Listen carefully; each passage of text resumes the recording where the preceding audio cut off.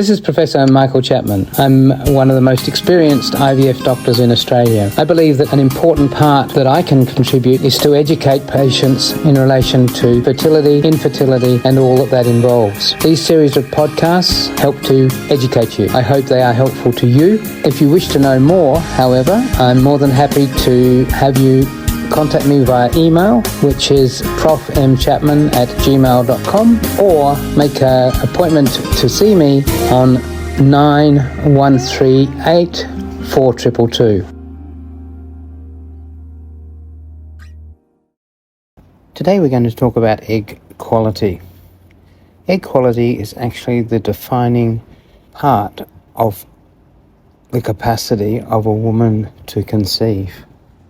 The quality of the egg determines her chances of success. So what is egg quality? Egg quality is about the competence of all the bits and pieces inside an egg to go through the processes of fertilization, creating an embryo, and ultimately a baby. All eggs are not the same.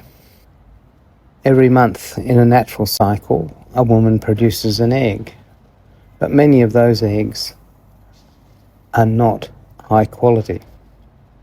It is one of the reasons why fertility in the human is actually not that great. If you consider that every time a woman, in a sense, comes into season like an animal, her chances of success are only around about 15%.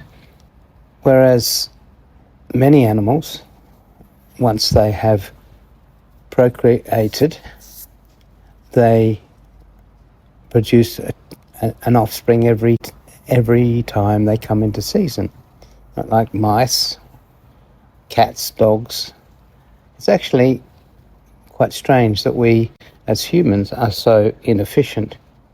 But that inefficiency is actually related to the egg quality.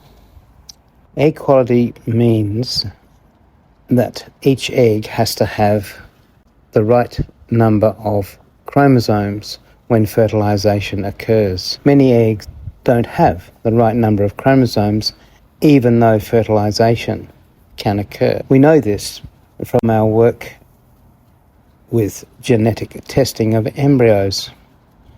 And what it demonstrates is that those chromosomal abnormalities in the mother's egg occur almost entirely. Those abnormalities in the egg actually are related to a woman's age. The older you are, the more likely it is that your eggs will have these chromosome anomalies. Those anomalies arise because the mechanisms within the egg in the final stages of development are not capable of producing a good number of chromosomes.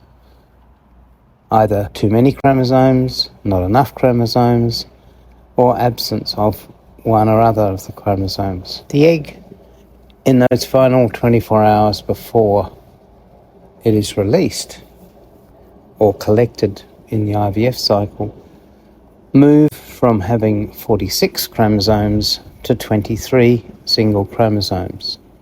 The 46 chromosomes come in pairs, so there's 23 pairs of chromosomes, and one of the pair gets pushed out of the egg in that last 24 hours. If the egg is not competent, it will not push out all of the chromosomes, or it may push out too many chromosomes. That process requires energy, and the batteries within the egg, unfortunately, run out as a woman gets older, and therefore those anomalies occur more commonly in older women.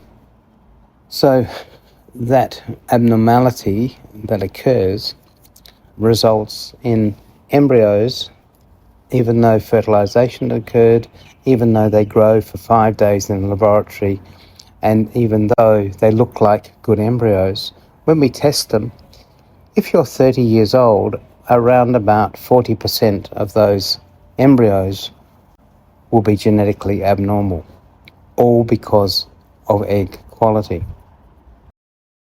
And don't forget that you can access all the previous episodes by going to our website www.theivfjourney.com and select IVF Journey podcast from the navigation menu.